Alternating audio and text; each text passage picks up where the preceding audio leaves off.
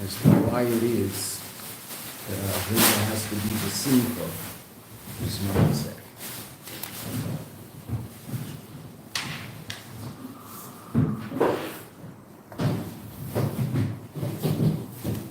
Nun Daled. That's the first reason. What was the first reason? We're not strong enough. Right, we're not strong enough to do the Aveda Mariris, and we'll turn it into Atzu. Second reason?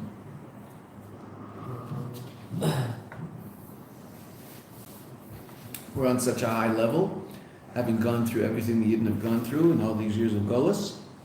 The Yisurim have elevated us to a point where we can skip the first step, which is Tshuva Mimariris, Tshuva Tata, and go straight to the step of Tshuva Ilah. Which is an amazing thing to say, but that's what the Rebbe said. Right? And the third reason, so we're just starting now. Right? The third reason is, and again, we saw it at the beginning yesterday, when is it that we do this Aveda of breaking our heart? Thursday night. The Cheshbon Nefesh, the one makes on Thursday night. So where are we in some sort of conceptual level in time? So each day of creation represents one millennium. So we are and in the 6th millennium, right? 5001 starts the 6th millennium. The 6th thousand, right? Where are we? Midday is 5500, right? I'm sorry, day break is 5500 because the day starts in the night. So the first 12 hours of that day are the first 500 years. And that takes us up to 5500, which is the birth of the Baal Shem Tov. And then we're at 5746 already, as we mentioned yesterday. The Rebbe spent a great deal of time in the year Tafshin Nun talking about the fact that it's already halfway past Chatzos. So we're already past Chatzos, past half the day of the day itself, when you can be Mekabel Shabbos. Right, so we can always be Mekabel Shabbos early. So let's see the V'yesh Lo Hosif. We started reading, but I'm going to start from there. 1, 2, 3, 4, 5, 6, 7, 8, 9, 10, 11, 12, 13, 14, 15 lines down on page Nundalid. Hope you're impressed that I count so well. All right, I can do it in French too. Right, V'yesh Lo Hosif is al pi amavur. We can explain that we can add to this based on that which is explained in regards to tshuva. She'inyan tshuva tata misech meridus. The whole notion of tshuva tata misech meridus. The bitterness. When do you break your heart? Upamachas b'shavua. This is what it says in regards to tshuva. Upamachas b'shavua. Once a week. Cut of the sefer near the end of the week. And what's that? Thursday night. Hainu cut of the sefer yom hashishi, near the end of yom hashishi. Lo yirak b'yom hashishi. Not only in the day. Not only are we in the day, meaning we're after the year 5500, which is daybreak. Again, the birth of the Baal Shem Tov in 5498. Right, but we're halfway through that day. 5750 is halfway through.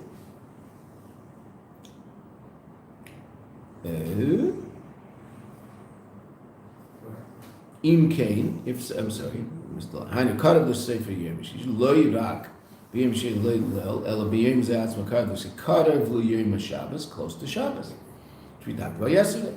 Im Kain Pshita, that's what we got to yesterday. Im Kain Pshita, then it's obvious. Shaveda B'Zman Hazeh Misech Simcha D'Tshuva Ilah. Now, what's so obvious? Right, what's so obvious? What is one doing on Erev Shabbos after midday, looking forward to Shabbos, not looking back at the week and doing the cheshbon nefesh relative to all of those things that happened during the week, the positive, the negative, all those things that were part of my life. Rather, what's a person doing? Focused on one thing and one thing only. Shabbos. Therefore, what's our Aveda? What should we be focused on? Shabbos. What does that mean? Simple. Okay, true. What's the cause of that symptom? Being under Shabbos. Mashiach. We're talking about 6,000 years. We're talking about Mashiach. Right? What's the focus of our Veda? What's the source of our Simcha? That Ot Mashiach is coming, and our Veda is all about preparing for Mashiach. That's our Veda, this generation. Right now, in general, that's the Veda of the last, since the Baal Shem Tov has been preparing for Mashiach, because it's daybreak. But it might be Erev Shabbos in the morning. There's other things going on. There's even people who work Erev Shabbos in the morning, believe it or not. Right? And Baruch Hashem have generally avoided that. Right? But there are people who go to work Friday morning. Right? Certainly in Chutz La'aretz, everybody goes to work Friday morning. Right? Okay. But at a certain point, what's the day all about? The day is all about Shabbos. What's our day all about? Our day is all about Ot Mashiach is coming, and that should be a sense of unbelievable simcha for the Yidden. And so our Veda has to be b'simcha. What are we breaking our hearts for? We're on the cusp of an amazing thing. That's the simcha of this generation. So that's the third reason, the Rebbe says. First reason, ein lanu kayach. Second reason, we're on a higher level. We dealt with the apparent contradiction between those two yesterday. That since the Ikar of Veda is Simcha, so then the Klipa is going to be Atzvus. Right? And that's why we have to be very, very, very careful about Atzvus and not let ourselves sink into that abyss. Right? Okay. And what's the third reason? Mashiach is about to come. It's Erev Shabbos. What are you spending your time breaking your heart about what's been going on? One of the things the Baal Shem Tov did, the Rebbe talks about this great length many times, because the Rebbe revealed this to us in terms of being an ikar part of our Veda. But the Baal Shem Tov started this, it was just something relatively esoteric until our generation was celebrating birthdays. Matter of fact, when the Rebbe started talking about celebrating birthdays, there were all sorts of people in the religious Jewish world that got all upset. They like to get upset when the Rebbe talks about things. Right? So why were they upset? What's the only birthday we'd ever heard of in the Torah? Paro, the party that Paro has, right? That the Sar Mashkim and the Sar Eifim, and the Paro's making a party, and that Yosef talks about the dreams of those two, and who's going to be put back, and who's going to go serve in the party, who's going to die. Okay, so that party was Paro's birthday. So there were those that say, "Oh, you see that a birthday is shy of the klipa," but that's definitely not the case, because we know that the Baal Shem Tov was very magbid on celebrating a birthday. The Baal Shem Tov mentioned on one of his birthdays, Chayel, that in 2 years a new soul is going to come into the earth on this day, and that soul will illuminate with the light of Nigla and the light of Chassidus. It will be a double light, Shnei Or. The Alter Rebbe. The Baal Shem Tov talked about it when he on his birthday, 2 years before the Alter Rebbe was born. He said, on this day, this tremendous light is going to come into the world. Okay, anyway, so what's the idea of a birthday? Why are we celebrating birthdays? Why is the Baal Shem Tov Machadish this idea of celebrating birthdays? What's a birthday all about? So there's two ways you can celebrate time. Time ending or time starting. Right? When you graduate, you celebrate the ending of time, right? This year ended. Okay, fine. What's a birthday? So birthday isn't the last day of the year. Birthday isn't the last day I was 22. Birthday is the first day I'm 23. That's what am I celebrating? What's about to come, not what was. Right? That's why we say when you turn 23, what is it? 24th year, so you say Kapitel Chabad already. Right? Birthday is all about looking forward, what's going to be. If a birthday were about celebrating what was, so then I would celebrate on the last day. If I was born on Yud Aleph Nisan, so I'd celebrate my birthday on Yud Nisan. It's the end of year X, and I'm going to start year X plus 1 tomorrow. But we don't do that. We have to celebrate on Yud Aleph Nisan. There was a time, and it's interesting because this is what I was taught when I was a young pup, but somehow word got out. Right? And there's still people who tell people to do this. It's interesting that on your birthday you should say 2 kapitlach, the kapitel that you're finishing and the kapitel that you're starting. And if you're turning 25, so you say 25 and 26. 25 for last year, 26 for this year, on your birthday. I remember that's what I was taught when I was young. That's how you do it. The Rebbe definitely said. I remember when the Rebbe said it. So and still sometimes people will say that. But the Rebbe said that why in the world does someone celebrate the past? The birthday is all about the next year, not the year before. So you say one kapitel, the new one. Okay. Because what's a birthday? A birthday is all about looking forward, right? The beginning of things. Right? Rosh Hashanah, you don't have Rosh Hashanah the last day of the year, it's the beginning of the year. Rosh Chodesh, the beginning of the month. That's the way the Torah wants us to look at things. Who revealed that most powerfully? The Baal Shem Tov. What did the Baal Shem Tov do? Turn the heads of the Jews around. What were Jews looking at up until the time of the Baal Shem Tov? Oy, mehayalanu. Oy, what we used to have. We used to have a Beis HaMikdash, and now we're living in Golos. Now we're living in a Churban. What the Baal Shem Tov do? Turn everybody's head around and say, no, look, where are you going? Where are we going? We're going to Mashiach. And so that, the Rebbe says, in our generation, it's been more pronounced. So our generation, definitely, the Aveda is Misech Simcha. The Simcha of Yom HaShishi, Erev Shabbos. Shabbos is also a day of Simcha. Yom Simchoschem, Elu Shabboschem, Chazal say. Right? But also, the Iker Shabbos, Yom Shekulei Shabbos, Mashiach. Im Kein Pshita, Shaveda B'zvan Zeh, Misech Simcha, the Tshuva Ilah. Kamavur B'geres Tshuva Shah. Tshuva Ilah, what is Tshuva Ilah? Now, the Rebbe didn't tell us what this is, right? He just said there's such a thing called Tshuva B'simcha. So now he's going to explain it a little bit. We already talked about it, but the Rebbe will explain it inside and how it's expressed. Tshuva Ilah, in his dabchus rucha barucha, is the clinging of spirit to spirit, bebechinas neshikin, on the level of kisses. In other words, we experiencing the joy of being so close to HaKadosh Baruch Hu. And how is that expressed in Aveda most powerfully? Two things. Shuinyan Aveda is Tefillah. Obviously, the desire to come close to HaKadosh Baruch Hu. Tefillah comes from the word chibur, to join, connect. Ube'ikr, but the most obvious expression of it and the most essential expression of it is Limud Torah. Rabbi explains in Tanya, the fifth parak, that the most powerful expression of our unity with the HaKadosh Baruch Hu is through learning Torah.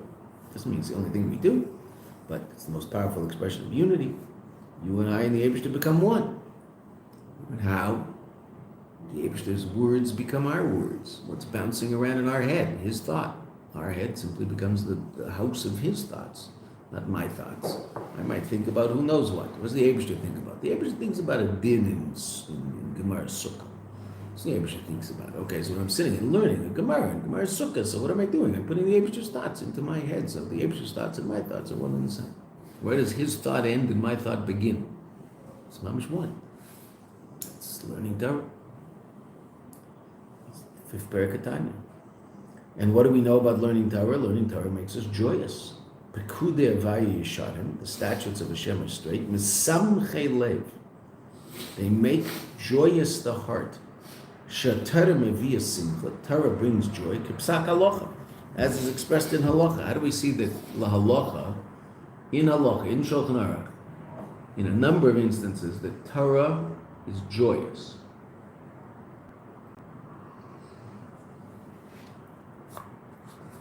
Your silence is good. It means you're thinking as opposed to just blurting something out. Much better to think as opposed to blurt.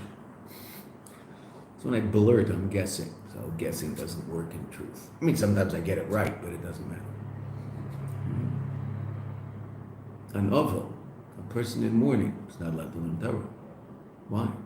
Just like he's not allowed to go to a wedding. The week of Shiva, not allowed to learn Torah. The rest of the year, yes. Tisha B'Av, not allowed to learn Torah. Why not? It's not really. Torah is joyous. So we're allowed to learn Torah Tisha B'Av because it makes us joyous. La that's what it means. Kipsak halacha. We paskin la halacha. The Torah is something that gives a Jew joy. So there's days when you're not allowed to learn it because you're not allowed to experience joy in those days. So the week of Shiva, Ad Kadei Kach, that the Mishnah that we say at the end of davening, so that we can say an extra Kaddish. Rabbi Vichnan says an extra Mishnah, right? The Mishnah from Mikvaris. Right, so he says that Mishnah, he says the end of the Mishnah, and then he says Rabbi Chanani ben Akasha, then he says an extra Kaddish. Right, so we say that in order to get to 17 Kadeshim every day. Right, Toiv Kadeshim. Okay, that's why we're not being daven from the Yom, because we add up all the Kadeshim, so that the person says 17 every day. So on the Shiva, the Ovel is not allowed to say that Mishnah. Not Kedei Kach. It's not exactly like he's learning. You say it over fast to say it at the end, and then say the next Kaddish. But say it. Let's say it. Can't learn Rambam. You get 21 trucking behind in Rambam, sitting Shiva. What can you do? That's the way it goes. Right? A lot of catching up to do. You finish. People who do Daf Yomi, I remember a friend of mine, his father was ill, and he was in New York. He lives here, but he was in New York visiting his father, and his father, he was in the hospital, and he said he was sitting with, he's a Daf Yomi, he loves Daf Yomi. So he said he and his two brothers were sitting by their father, busy learning topic of Gemara. So it was pretty clear that it was going to end soon. The father was old and he wasn't well. So they were busy making sure that they didn't lose too many daf the week they sat Shiva. He said they were doing in the hospital room. Now obviously there was a schus to the father, the fact that they were sitting and learning next to his bed. But they were making sure that they're not going to lose out too much. Okay. Why? He was learning Torah, Misameach. Makes us happy. Ubefrat, particularly, the union of Simcha, Al Pi Mashukosu, based on the pasuk in Parsha Saveh, which is the pasuk that talks about those things that seem to be the opposite of brachas. Kadosh Baruch says, if you serve me, then you get all this good stuff, and if you don't, and then there's pasuk after pasuk after pasuk, 98 different expressions of negative, what seems to be negative things. Very hard to listen to, right? Famous story of the Mittel Rebbe. The Mittel Rebbe heard this when he was around bar mitzvah age, and he got so sick that it was a question as whether he could fast in Yom Kippur. It's brought in a yom. The question, of course, is asked that he heard this every year. Heard that parsha every year, and read Saveh every year before Rosh Hashanah. And so why did he get sick the other years? He said his other years he heard it from his father, the Alter Rebbe. And the Alter Rebbe said it didn't sound like curses.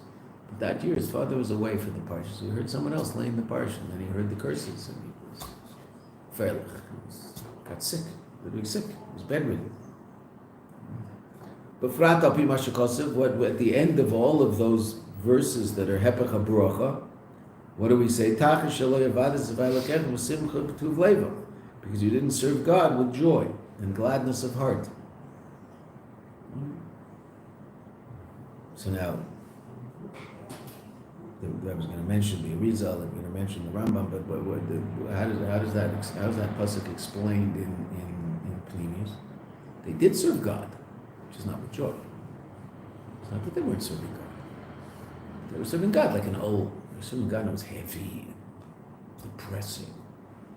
So they ever said that you're bringing all this heaviness and depression on yourself because you're serving me like this is something. Like this is some unbelievably heavy thing you're schlepping around, making your life difficult. Serving God is the most amazing thing imaginable. You get this incredible merit, incredible opportunity to serve God. Yes, it's an obligation. There's no question. You're obligated to do it. You can't decide not to. But it's the greatest opportunity in the world. An opportunity to connect to the Eibishter. Wow, unbelievable. So some people relate only to the obligation. That means they're serving God without simcha and joy. Oh, so that's the pshat in the pasuk. You didn't serve me with joy. It doesn't say you didn't serve me. You served me, but you were depressed, thinking about all the terrible punishments that are going to come if you don't do everything just right.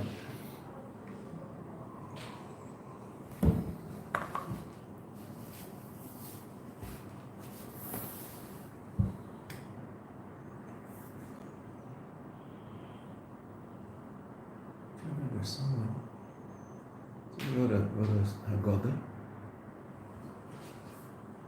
He was in Brisk for Pesach. I don't remember the second person he went to.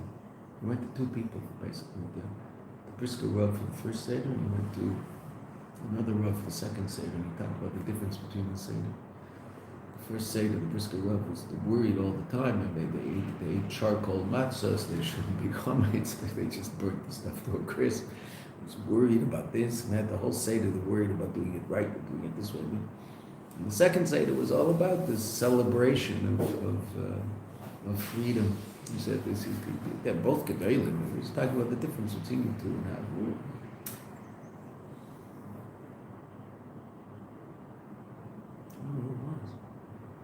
It's a well-known Rav. Europe, 3 generations. 4 generations. This was Crusaders that everyone went to in the Torah. Hmm? Crusaders that everyone went to. No, not our Rebbe. No. Someone wrote a sefer about Haggadah, and at the end, he wrote a parish on Haggadah. And at the end of the parish on Haggadah, he writes a story about one Pesach that he had. He spent one Pesach by the Brisker Rav, and one Pesach by the Chaim Brisk, and the next night he was somewhere else.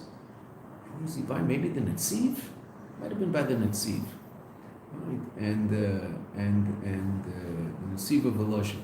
And he said the difference between the two. The one was this heavy, we have to be careful we don't do anything wrong, Seder. And the other was this incredible celebration of Chayrus. It was just interesting, these two big guys, and they're both giants, absolute giants. And how they related to this event completely differently.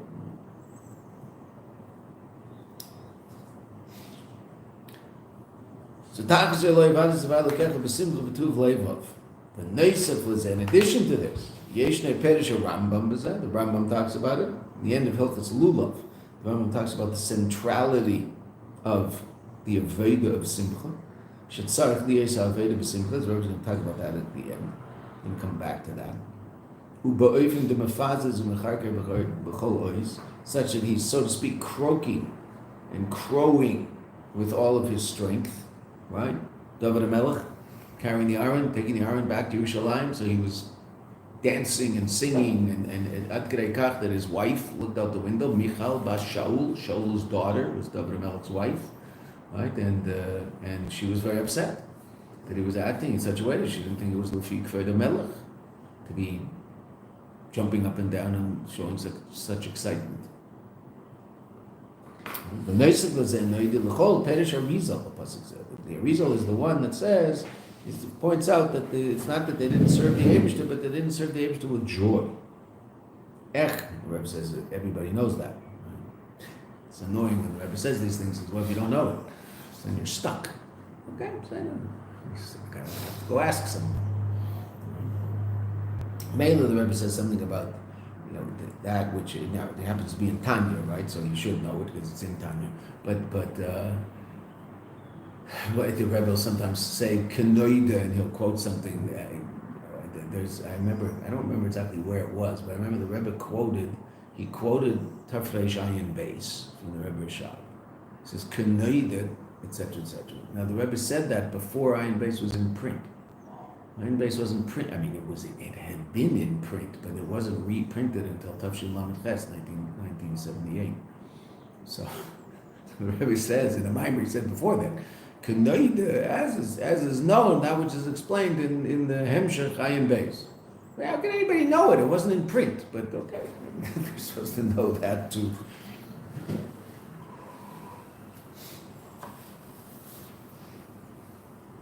Now Baruch Hashem, it's in print. Va'ad, Geidel Inyan of Simcha, B'zem V'or Baruch B'Rambam Sham. Rambam talks about Simcha at great length at the end of Hilchos Lulav. Zman Simcha Seinu, Sukkos. Va'ad Shekosav Sham, to such an extent the Rambam writes there, Sha'simcha she'yismach ha'adam b'asiyas ha'mitzvah. Everybody thinks the Rambam is this dour, heavy guy. Rambam was a Yid. The Yid isn't dour and heavy. The Yid is enjoying serving the Eibishter. The Rambam writes about it. The Rebbe said many times, Neidish Rambam Chosed Haya. He was a Chosed. Sha'simch she'yismach ha'adam b'asiyas ha'mitzvah. The simcha that a person feels through doing the mitzvah, uba'avas hakel, and through the love of HaKadosh Baruch Hu, she'tziva b'hen, that HaKadosh Baruch Hu commanded this, and I get to do something that my beloved wants me to do. So the Rambam says something very interesting about that simcha. Aveda Gedali. It's a great Aveda. It's a very serious service. So the Rebbe explained, Zem Muvan, from this is understood, Shetzarek Le'esin Simcha B'Torah, that our Aveda B'Simcha has to be Leirak Lefi Erech HaSagos, not simply in line with his intellectual understanding. Kimai Kamashman. So what is it coming to teach me? My Aveda. Ein Sarach Aveda. I don't need Aveda. Meaning, if my Simcha is a direct response my intellectual understanding of something. So then it's not an aveda, it's just a natural reaction. Example, my daughter comes home and says she's a kala. Well, it doesn't take a aveda to be besimcha. Just a natural reaction to that event. Right? So if my simcha is simply a response to my intellectual understanding of the greatness of Torah mitzvahs, so then why is there an aveda? To the extent that I understand how great Torah mitzvahs are, to that extent I'll be besimcha when I do Torah mitzvahs. It's not an aveda. The aveda is learning is the intellectual understanding of Torah mitzvahs. And then mamela, the consequence of that is that I'll be besimcha when I do Torah mitzvahs because I appreciate the fact that Torah mitzvahs is really quite an amazing thing to do. Yes, it's an obligation. Absolutely, 100%. Right? We are obligated to Torah mitzvahs whether we want to or not. That being said, Chassidus emphasizes the opportunity of Torah mitzvahs. Not so much the obligation of it. It is an obligation. Someone who's not interested in doing it, so okay, so you tell them, look, just get it together and do it. Stop being silly, right? You're just obligated to do this. Okay. But hopefully that person's in a place where they appreciate the beauty of it all. Just incredible it is that the Eibishter gave people like us who have dirt in between our toes, he gave us the ability to connect to him anytime we want. We can elevate ourselves out of the mundane, very, very powerfully limited reality of physical existence to connect to the essence of Rabbi Boruch through doing a mitzvah. It's really quite astounding. Okay, so a person thinks about that, he's going to be besimcha. Okay. So then what's the Aveda Gedela? I mean, if I figured out what a mitzvah is, so then I should be besimcha. It doesn't take long to figure out what a mitzvah is. We just said it in a line, right? A mitzvah connects me to the master of the universe. Whoa, cool, right? So now, if there were anybody in the world that people looked up to today, it's a big problem because there's no mashalim for these things anymore. There's no parables for this anymore because no one has any respect for anybody. And now, not that they're deserving of any respect, right? But I mean, it used to be you would say, if I gave you this phone and you could talk to the President of the United States, you'd probably be pretty excited. Wow, that'd be cool, talk to the President. Now, now he wants to talk to the President of the United States. I mean, he wouldn't know you're on the phone anyway, so what difference does it make? It might be sort of boring. Okay, the King of England. Wow, King of England. The Queen. Well, okay, maybe the Queen, but she's gone. The Queen was an interesting lady. Okay, now who exactly would you pick? So I mean, someone would say, Michael Jordan. Oh, give me a break. Right? Okay, but that's what it is. So that's what it is. What can you do? Right? Maybe I'm dating myself. Michael Jordan, I assume, is long retired. So, but whatever, some star. Okay, whoever. Right? So if whoever it is that the person looks up to. So if I were to give you the telephone and tell you that the person's on the end of the line and they want to talk to you, then most people would probably be pretty excited. Come on, give me a break. They want to talk to me? Yes, they want to talk to you. Really? Wow. Okay. Well, the Eibishter is willing to talk to us at any time. The Eibishter is willing to relate to us at any time. So that's really quite exciting. So once I appreciate that, so then why is it an Aveda Gedela? That's just seichel. I understand the reality that my life is. Being a Jew is really quite an astounding thing, Baruch Hashem. We won the lottery.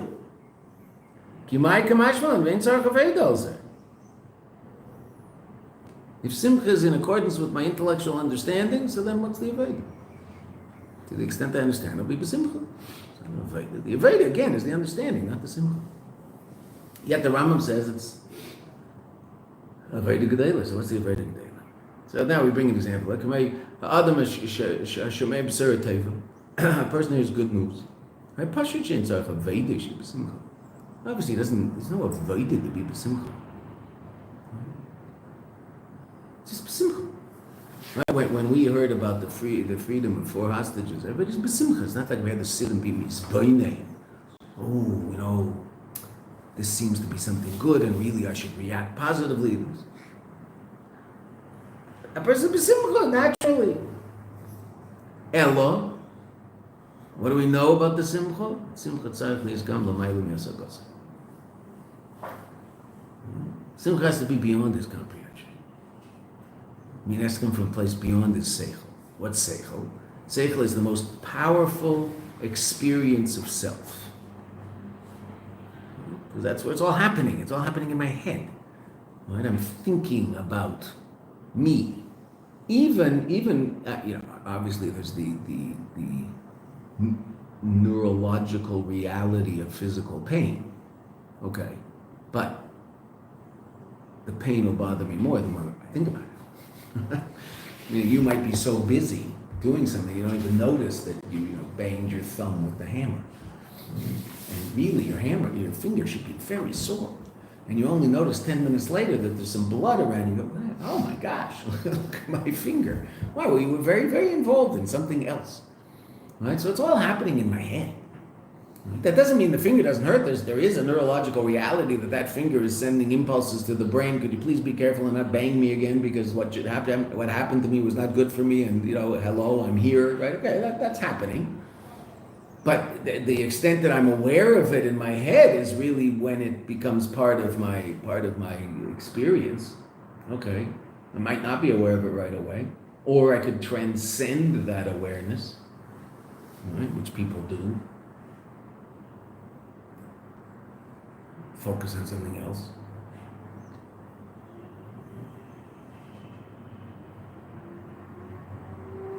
Simcha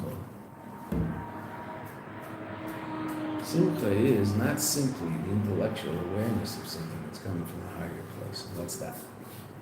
In order to reveal the simcha that comes from a place beyond intellect, intellect, again, as we said, is the most powerful expression of self. Now, it doesn't mean intellect is terrible, horrible, and disgusting. It's an amazing kayach that the Yeshiva gave us, and we can use it to do incredible things like sitting on Rabbi Chassidus, and learn Immerse, and learn halach and shulchan. Amazing things with intellect. Okay, but we've talked about it before. It is also the source of all evil in the world. The only reason there's evil in the world is because there's this creature who has intellect called humans, and the only ones who can do something against the will of God. Okay. So when the Rebbe Shab talks about how Hafatzas and Mayanot chutza, we talked about this earlier, when the Rebbe talks about that, so what's the chutza? Human intellect. Getting Chassidus to penetrate into human intellect. Getting godliness to penetrate into human intellect. Okay. So it's the most powerful place where I am conscious of myself, but we're all aware of the fact that there's a state of you and I that is superconscious, beyond that conscious reality.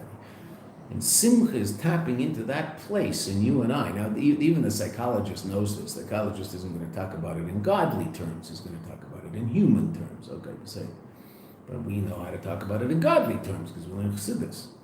There's a level of your neshama that's beyond seichel. It's beyond intellect.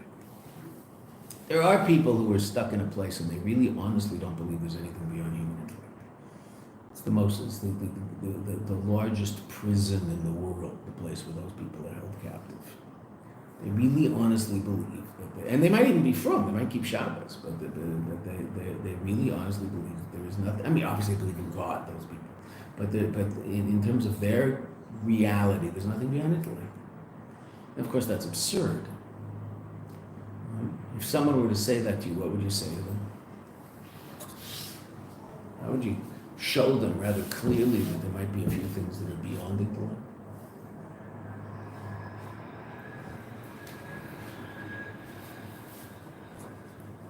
No one's ever said that to you? Girls all went to college.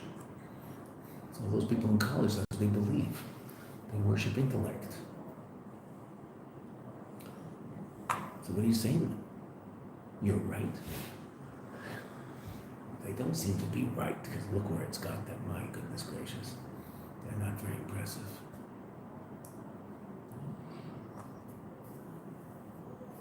Simply, you love your father because you've come to the intellectual decision that he's worthy of your love. Yeah? Anybody in this room alive? No. Any of you alive? You're here? Here, you're awake. You're like, okay. I would say maybe Like this is called pishing in the wind. Excuse my expression. Right? I'm sending something out that way. It's just blowing back this way. I don't know what it's doing out there. I have no idea whatsoever because it doesn't seem to be making any. Like I woke you up now by asking you a question. You love your father because of an intellectual understanding? No, you love your father because there's an essential connection to your father that transcends intellect.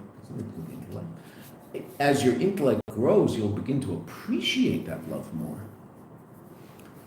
But that's not why you love him. Right? And if chas v'shalom, this is where we see it most powerfully. Sometimes, unfortunately, you see positive things when you see the negative expression of it. Right? The abusive father. It's very, very hard for the child to pull himself away from. Why? Well, because he doesn't have a connection to his father because of his intellect. If he did, he would say, well, this guy's abusive. Why in the world would I want to have anything to do with it? Someone walks up to you in the street and says, you're ugly, stupid, and if you want a third opinion, and he says something else.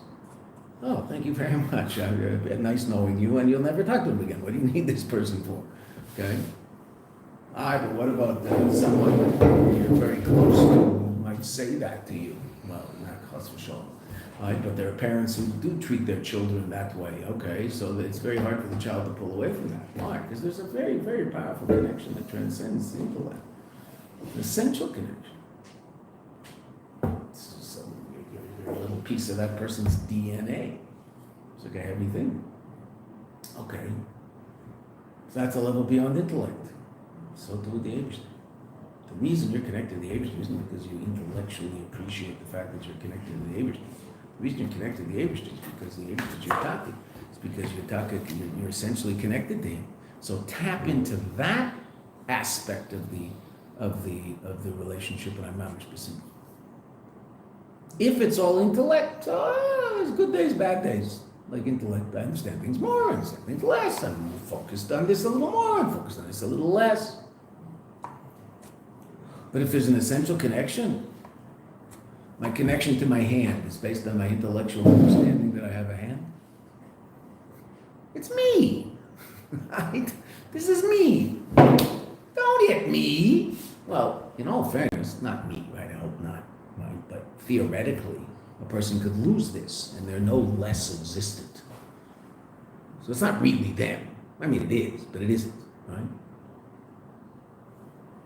If someone says, I'll kill you unless you let me chop off your hand.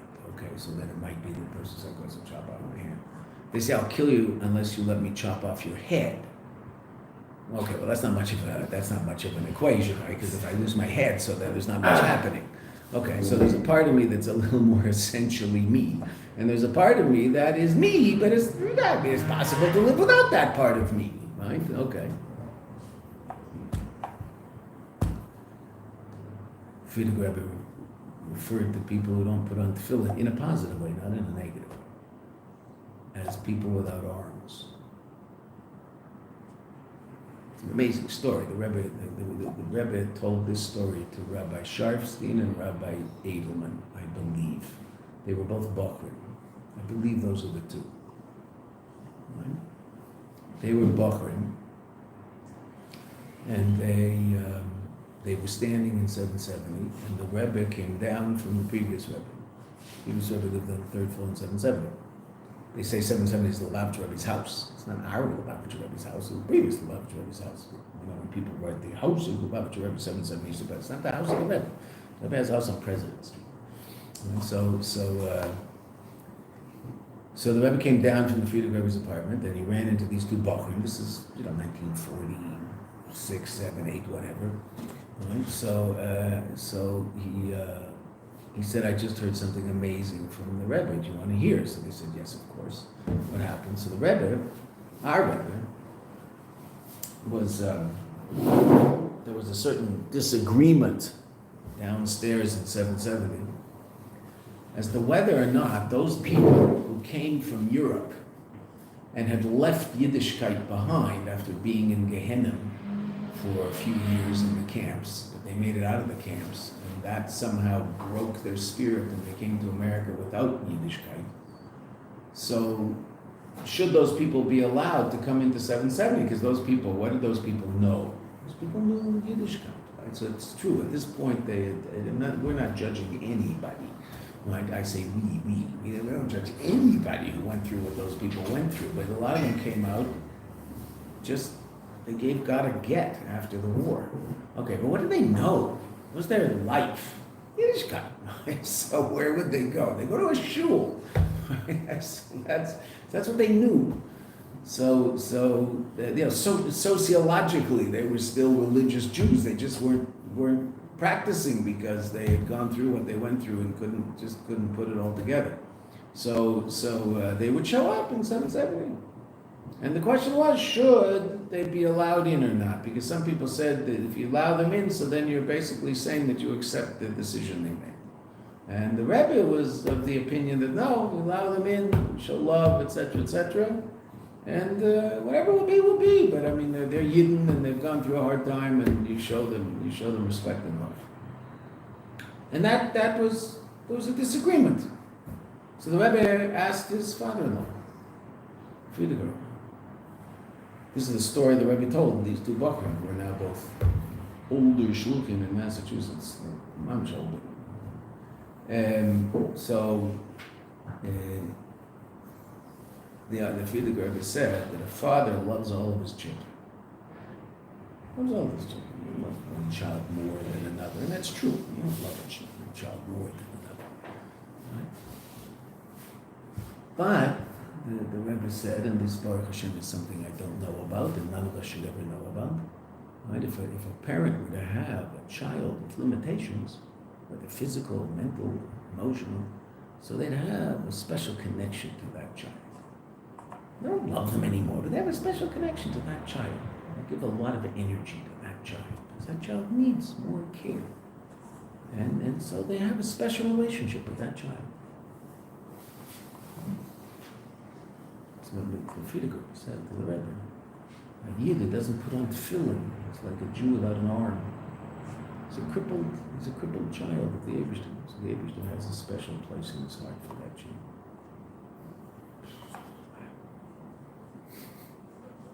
Wow. You have to be a Rebbe to say that. He's crippled. So that's a level deeper than intellect. It's a level deeper than intellect. Where does simcha come from? Simcha comes from the appreciation that we have an essential connection to the Eibishter. Not simply by virtue of the fact that if I look around, it makes sense to be happy. Because it might be I look around, it doesn't make sense to be happy. I might look around and actually have kindness. And Hakadosh Baruch Hu, wait a minute, why are you doing this and why are you doing that? And why is this happening and why is that happening? Because we all know better than him how to run the world.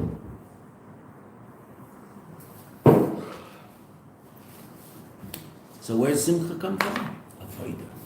Where's the avodah? To tap into the essence of who we are, which is essentially connected to him.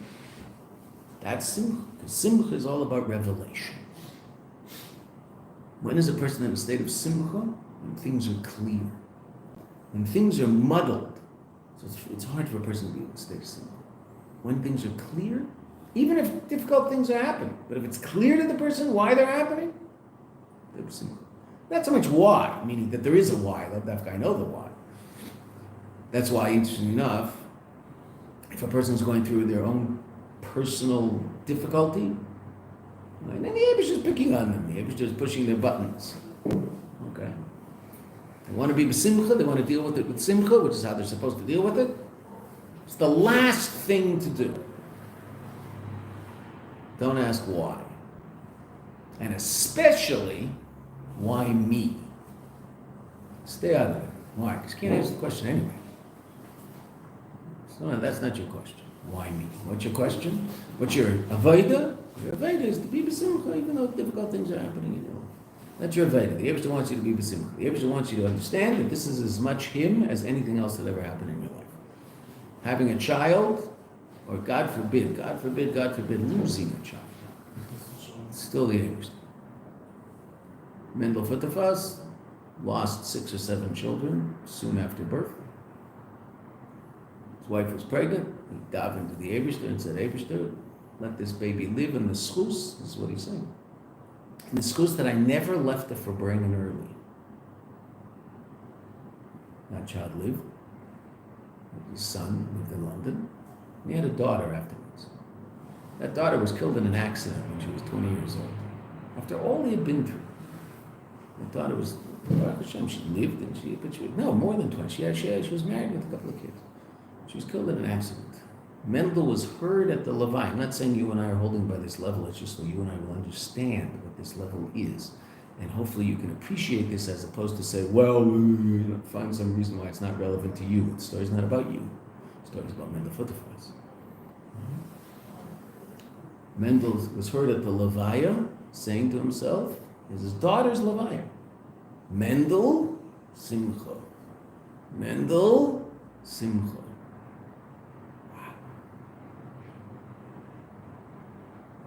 That's pretty amazing. Completely is completely beyond intellect.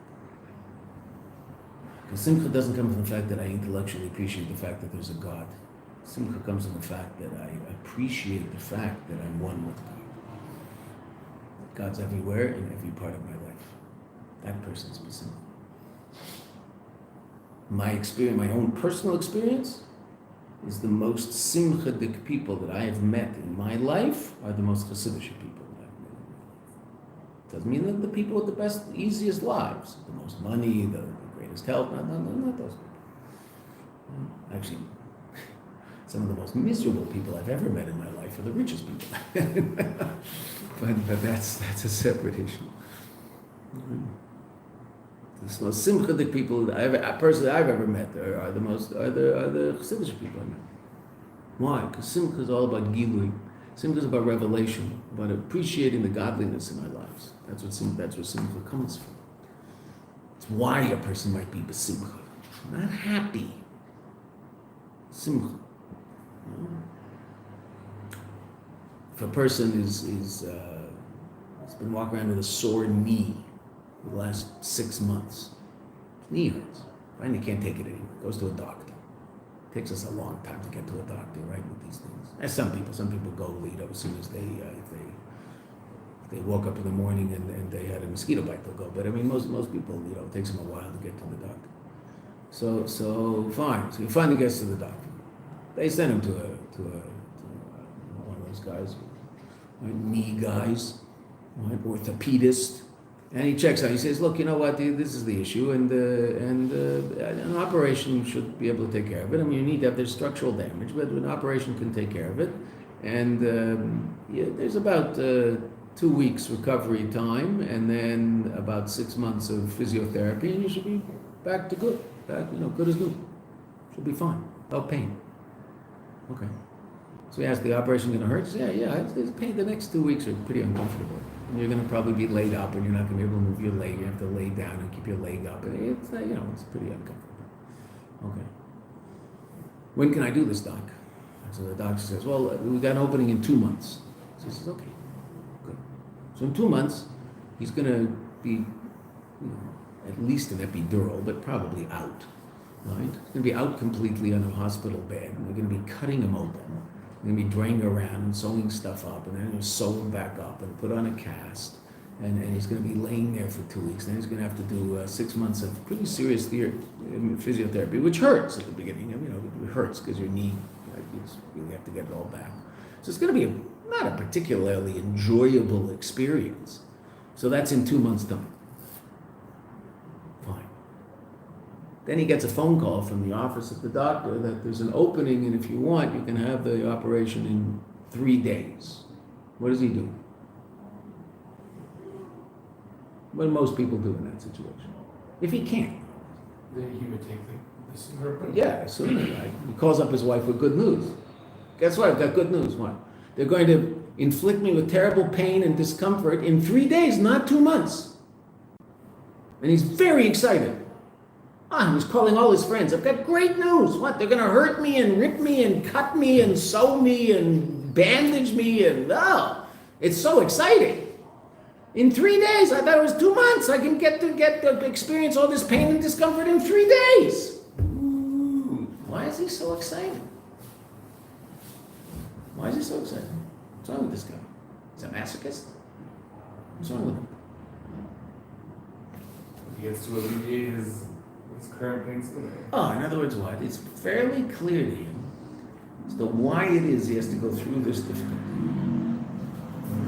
No, nothing's 100%, right? Because you're talking about medical procedures. No, 100%. For sure. Okay, but he's pretty, he's pretty confident, and good reason to be confident, right? There's lots of running backs out there running around getting hit who have exactly the same thing, and they're as good as new, not good as new, they're better than anybody else, right? They're like athletes. Okay. So he's going to get, some procedure done. And why is he besimcha? Because it's, absolutely clear. You can't have absolute clear, but basically, absolutely clear to him as to why it is that he has to undergo this. He's undergoing this pain in order to reach a place that's better later. And he's willing to do that. Because where he is right now is uncomfortable. So he's besimcha. So if I can see the elokus in what's happening to me, and I appreciate, I don't understand why. The guy doesn't understand why does he have knee pain. He could be a depressed individual and spend his whole time moaning and groaning, why me? Then he's depressed. Why did I get that? My friend Dick doesn't have knee pain, and my friend Ron doesn't have knee pain, so why do I have knee pain? Okay, you want to be a 4-year-old? Be a 4-year-old, right? Or do you want to be an adult? And if you're an adult, it's like, I don't know why I have knee pain, and I don't know what the bottom line, though, I do know there is a solution. If there's a solution, I'm very excited about the fact that I could make that solution happen, and the sooner the better. Okay. It's going to be uncomfortable. Yeah, it'll be uncomfortable. That's a mashal in Gashmis for real life. If I appreciate elokus and everything that's happening, so then there might be things that are happening. They're like an operation. Okay, say that. For whatever reason, I guess I have to undergo an operation. Is it not particularly exciting and enjoyable? It might not be particularly exciting and enjoyable, but you know what? It's what the Eibishter wants. And in the end, it all works out. Baruch Hashem. So he does it. B'simcha. And that's the very big thing. It's not a pitam v'das. Tzarech le'zaved davka. V'lo yed el aved gedoyle davka. Hashem mikol zeh, moving from all this is understood. The inyan avedus hatshuva b'zman hazeh ein hakavana b'zeh l'inyan hamaridus. Therefore, it's understood that avedus hatshuva in our generation, 3 different reasons. We don't have the kayak, we're on a high enough level to skip the first step, and Mashiach is coming. It's going to be Shabbos. We're very excited.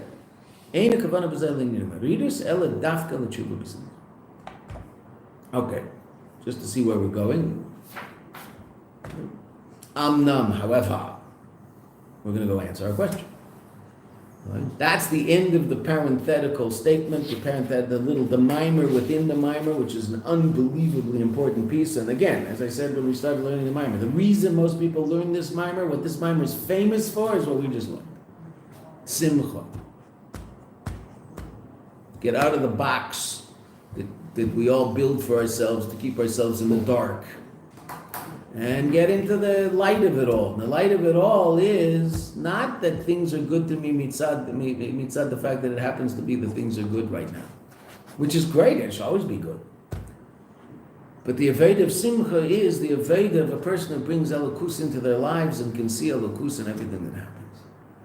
Even those things that we might not necessarily want to happen. Do we understand them? We don't understand them. But our response to them has to be b'simcha. Now there are times we cry. Times when we're in real pain. But even that, the pain of it, there's the pain of it in one side of the heart, but there's the joy of it all in the other side of the heart. As it says in the Zohar, it's prime time. Now where are we going? So let's just see where we're going, then we'll stop. However, even though we just explained in the last page and a half that our tshuva is all about simcha, a dying in a move on, we still don't understand the question we asked at the beginning of the mimer. What's pshat in that statement of Rava? The tachlis chochma tshuva ma'asim tevim. Now that statement was based on a pasuk, right? The pasuk was Reishis Chochma Yersavaya Seichel Tov L'Chol Eiseyim, not Limdeyim. Okay, fine. But what's the connection? Ki zeh ma shetshuva ilo. That which tshuva ilo, hi al yedei limud Torah, is through learning Torah, v'simcha de limud Torah, and the joy of learning Torah, that you get to sit and learn the chavrusa with the Kadosh Baruch Hu. Chazal tell us that when you sit down and learn a page of Gemara, Kadosh Baruch Hu is sitting across the table and saying over back to you what you said. So when you say Amar Rava, the Eibishter answers Amar Rava. The joy of sitting and learning Torah with the Eibishter. That's because Torah is part of the mitzvahs. Torah is a mitzvah. One of the 613 mitzvahs Talmud Torah. The Kudei Avay Yisharim, and the statutes of Hashem are straight. Inyan Avayda Davta. Im Kain Tzarech Laban. If so, we have to understand the Kesher. What's the connection? The Chochmah of Avon of Asaga, wisdom, understanding, and comprehension. Im Inyan Tshuva. Why do I need some state of intellectual appreciation before I can do tshuva? As we saw, there are a bunch of simple people who don't necessarily have a deep intellectual appreciation of too many things, and yet their tshuva is very real. So, how does this work? That was our question. Tshuva hitachlis chokhmah. Such that tshuva is the ultimate expression of chokhmah. It's not the ultimate purpose of chokhmah. It's that which is necessary for chokhmah to be expressed properly. Al derech zeh also, you have to understand, tzarech lahavin, hakesher the chokhmah ma'asim tevim. What's the connection? Chokhmah ma'asim tevim, shema mitzvahs. I understand, why do I need some sort of deep intellectual understanding to put on film? Just put on film. Pekudei Hashem Yisharim, Pashtus. Pekudei Hashem Yisharim Samchet Leiv, so the drasha says that's talking about learning Torah. But the simple pshat Pekudei Hashem is the statutes of the Eibishter, mitzvahs. Lama tachlis ve'ikar chokhmah b'avana b'asogim b'ma'asim tevim. Why is the ultimate expression of intellect based on positive behavior? What's the connection between this and this? And there is this thing called an apikaros. Apikaros is someone isn't just some guy who doesn't believe in things. You have to know something to be an apikaros, right? You have to know a lot to be an apikaros. Okay, so isn't there such a thing? Achin Yinhu, we'll see that tomorrow. Shall get a good night's sleep.